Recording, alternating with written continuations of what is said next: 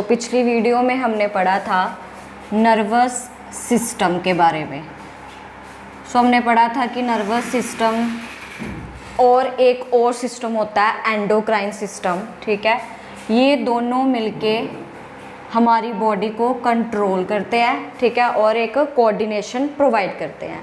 पिछली वीडियो में हमने पढ़ लिया था कि नर्वस सिस्टम में जो ब्रेन है, स्पाइनल कॉर्ड है, पेरिफेरल नर्वस सिस्टम है, तो जो ब्रेन था उसमें एक फ्लूइड प्रेजेंट होता है, that is called cerebro spinal fluid. हमारे सेंट्रल नर्वस सिस्टम में सेरिब्रो स्पाइनल फ्लूइड प्रेजेंट होता है, जो क्या करता है, हमारे सेंट्रल नर्वस सिस्टम को मैकेनिकल शॉक से प्रोटेक्ट करके रखता है, ठीक है। It protect from the mechanical shock, ठीक है। किसी तरह की कोई इंजरी ब्रेन को ना हो, स्पाइनल कॉर्ड को ना हो, उसके लिए इसको क्या करके रखता है, प्रोटेक्ट करके रखता है। सिमिलरली आज हम पढ़ेंगे एंडोक्राइन सिस्टम के बारे में कि जो एंडोक्राइन सिस्टम है उसमें किस तरह का फ्लूइड प्रेजेंट होता है, जिसके कारण हमारी बॉडी जो है वो एक कोऑर्डिनेट मैनर में रन करती है, ठीक है। आज हम डिस्कस करेंगे एंडोक्राइन सिस्टम। एंडोक्राइन सिस्टम कहता है एंडोक्राइन सिस्टम में एक स्पेशल तरह का फ्लूइड रिलीज होता है, दैट इज़ कॉल्ड हॉर्मोन्स। इसमें एक्चुअल में ये एक केमिकल सब्सटेंस होते हैं, जस्ट लाइक प्रोटीन मॉलिक्यूल्स, जो एक पर्टिकुलर जगह पे जाके अपने टारगेट पे जाके वहाँ पे जाके बाइंड कर लेते हैं। फॉर एग्जांपल कि जो हार्मोन है, ठीक है, दैट इज़ ये जो एंडोक्राइन सिस्टम होता है, ये अपने जो हार्मोन्स होते हैं, केमिकल सब्सटेंस होते हैं, उसको डायरेक्टली ब्लड में रिलीज़ कर देता है। It release directly in the blood. अगर वो ब्लड में रिलीज़ होता है तो वो कैसे अपने टारगेट जगह पे पहुंच के वहाँ पे ही अपना रिस्पॉन्स शो करता है, क्योंकि जैसे कि कोई हार्मोन है, that is the insulin hormone. हम बात करते हैं इंसुलिन हार्मोन की, ठीक है। ये भी डायरेक्टली ब्लड में रिलीज़ होता है, पर ये जो ब्लड में रिलीज़ होता है इसका काम क्या होता है, ग्लूकोज को ग्लाइकोजन में कन्वर्ट करना, ठीक है। और ये जो ग्लाइकोजन है ये जाके लीवर में स्टोर हो जाता है। कैसे पता चलता है कि इंसुलिन जो है वो ग्लूकोज को ही ग्लाइकोजन में कन्वर्ट करेगा, किसी और मॉलिक्यूल को क्यों नहीं? क्योंकि ग्लूकोज के पास इस इंसुलिन हार्मोन के रिसेप्टर प्रेजेंट होते हैं। हर एक टारगेट ऑर्गन के पास अपने अपने रिसेप्टर्स होते हैं जो उस पर्टिकुलर हार्मोन को अपने साथ बाइंड करवा लेता है। It bind the particular hormone. इसी तरह सारे हार्मोन जो है निकलते वो ब्रेन के स्टिमुलस से हैं, बट अपने अपने टारगेट ऑर्गन पे क्यों पहुंचते हैं? क्योंकि उसी के पास उसको रिसीव करने वाला रिसेप्टर होता है, ठीक है। तो अब हम पढ़ेंगे कि ये जो एंडोक्राइन सिस्टम है इसमें कौन कौन से हार्मोन्स आते हैं, ठीक है। पर इससे पहले हम पढ़ेंगे कि हमारे जो सिस्टम है एक एंडोक्राइन होता है और इसके अलावा एक एक्सोक्राइन होता है, ठीक है। तो हम इसको टर्म दे देते हैं endocrine glands and exocrine glands. दो तरह के ग्लैंड्स होते हैं जो अपने hormones, that is a chemical substance, अपने में से रिलीज़ करते हैं।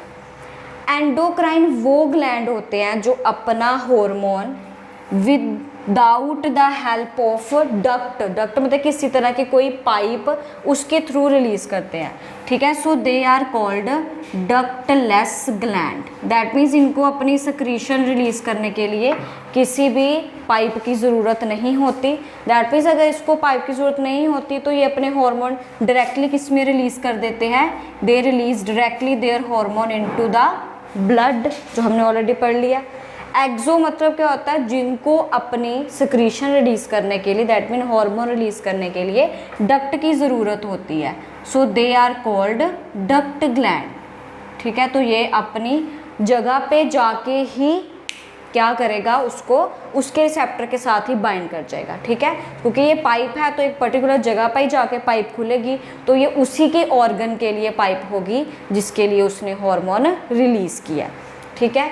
इसके अलावा एक और भी होते हैं, third, that is called heterocrine, that is a heterocrine. Heterocrine वो होते हैं जो एंडोक्राइन की तरह भी वर्क कर लेते हैं और एक्सोक्राइन की तरह भी, ठीक है। So they work as both endo as well as exo, ठीक है। दैट मीन्स कि वो अपनी secretion duct less without duct भी यूज़ कर सकते हैं और डक्ट की भी तरह यूज़ कर सकते हैं, ठीक है। सो इसमें हम एग्जाम्पल्स लेते हैं एक एक सभी में। थायराइड ग्लैंड में बहुत सारे एग्जाम्पल है, क्योंकि हम जितने भी अब आगे सारे हार्मोन पढ़ेंगे, वो सारे ग्लैंड्स जो पढ़ेंगे वो सारे एंडोक्राइन ग्लैंड्स होंगे, ठीक है। सो इसमें थायराइड ग्लैंड, पिट्यूटरी ग्लैंड, तो ये सब ग्लैंड इसमें आएंगे। एक्सोक्राइन होते हैं जो अपने secretion through the duct release करते हैं, तो इसमें एग्जाम्पल है सलाइवरी ग्लैंड, ठीक है। तो सलाइवरी ग्लैंड ऑटोमेटिकली इसके नाम पे ही है कि ये अपने अंदर से क्या रिलीज़ करेगा, सलाइवा रिलीज़ करेगा। तो आपको पता है सलाइवा ब्लड में रिलीज़ नहीं होता, डायरेक्टली हमारे माउथ में रिलीज़ होता है। तो वो क्यों होता है? क्योंकि इसकी पाइप्स जो है वो डायरेक्टली हमारे माउथ में आके खुलती हैं। हेट्रो में एग्जाम्पल आ जाती हैं टेस्टिस एंड ओवरीज, ठीक है। तो जो ये टेस्टिस एंड ओवरीज कैसे वर्क करती हैं, ठीक है, इसके बारे में हम पढ़ेंगे कि टेस्टिस जो है वो क्या करती है, अपने अंदर से एक हार्मोन रिलीज़ करती है जिसका नाम है टेस्टोस्टेरोन। क्लियर है?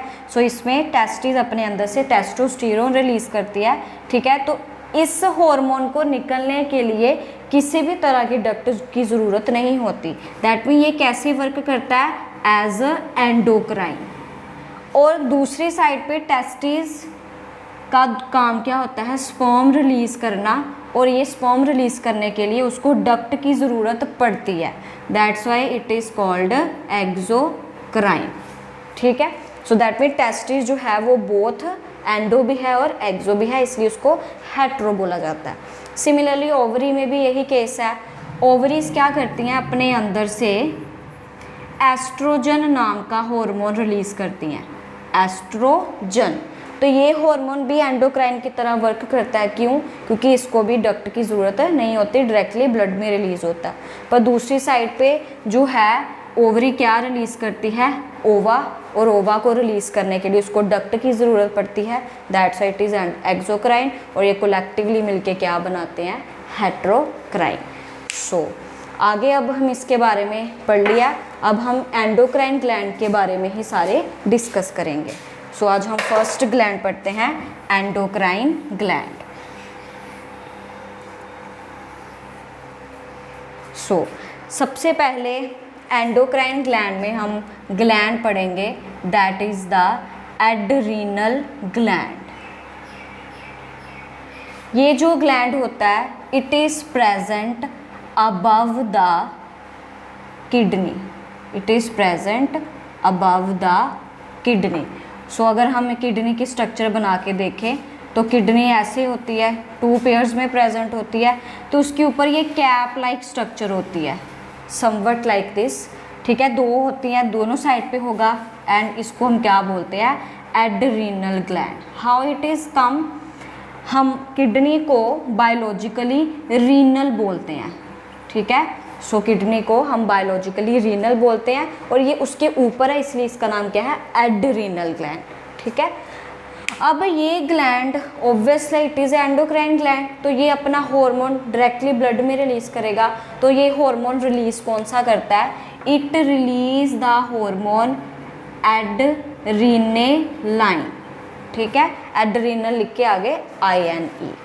तो ये जो एड्रीनेलाइन है, ठीक है, ये हमारी बॉडी में नॉर्मली थोड़ी थोड़ी अमाउंट में रिलीज़ होता रहता है, ठीक है। But in case of emergency, ठीक है, in case of emergency, emergency like कि हमें डर लग रहा है, ठीक है, नर्वसनेस है, एंजाइटी है, किसी भी तरह के कोई खतरा है, तो उस सिचुएशन में ये हार्मोन हमारी बॉडी से रिलीज़ होता है, ठीक है। इसीलिए ये जो एड्रीनल लाइन हार्मोन है, it work on the 3F formula, it works on the 3F formula. वो 3F फॉर्मूला क्या है? First F is the fear, that means अब हमें डर लगता है, ठीक है, तब ये हार्मोन हमारी बॉडी में से ज़्यादा रिलीज होता है, ठीक है। सेकंड F क्या है? It is for the fight, that means जब हम अग्रेशन में होते हैं, दैट मीन्स जब हमें एंगर आता है, ठीक है, हम किसी के साथ लड़ रहे हैं, वो सब चीज़ों में VA ज़्यादा रिलीज होता है। And third that is the flight, that means जब हम फ्लाई कर रहे होते हैं, ठीक है, इन द एरोप्लेन या किसी भी कंडीशन में, तो तब ये हार्मोन हमारी बॉडी में से ज़्यादा रिलीज होता है। So that's why it is called 3F formula. तो ये जब ये सिचुएशन आती है 3F वाली, तब ये हार्मोन बॉडी में से ज़्यादा रिलीज होता है, दैट मीन्स एड्रीनल ग्लैंड में से ज़्यादा रिलीज होता है और ब्लड में आ जाता है। तो ये रिलीज़ होता क्यों है, क्या होता है इन केसेस में कि इसको ज़्यादा रिलीज़ होने की ज़रूरत पड़ती है? इन केसेस में हमारे जो नर्वस हमारा जो सिस्टम होता है वो क्या हो जाता है? इम्बैलेंस हो जाता है, ठीक है। सो हमारी हार्ट बीट इंक्रीज़ कर जाती है, ठीक है।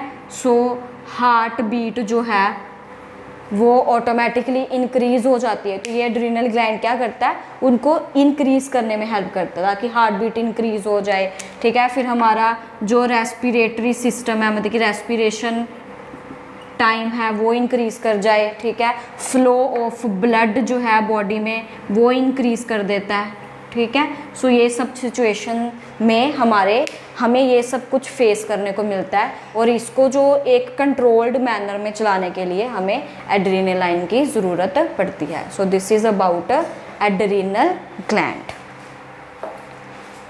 सो नेक्स्ट अब हम एक और ग्लैंड पढ़ेंगे, दैट इज़ द पैनक्रियाज। सो अब हमने इसके बारे में पढ़ लिया। नेक्स्ट जो हमारे बचे हुए ग्लैंड्स होंगे एंडोक्राइन के ग्लैंड, वो हम नेक्स्ट वीडियो में डिस्कस करेंगे। Thank you.